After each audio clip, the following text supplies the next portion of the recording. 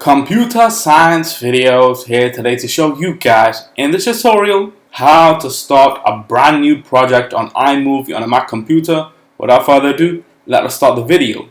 So in this tutorial, you need to have access to a Mac computer, the application iMovie. So we can now go all the way down to the dock, go to Launchpad, search for iMovie, click on the application.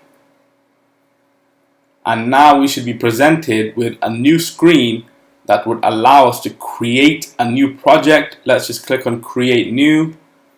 We can either create a movie or a trailer. Let's just create the movie that allows us to combine videos, photos and music to make your own movie.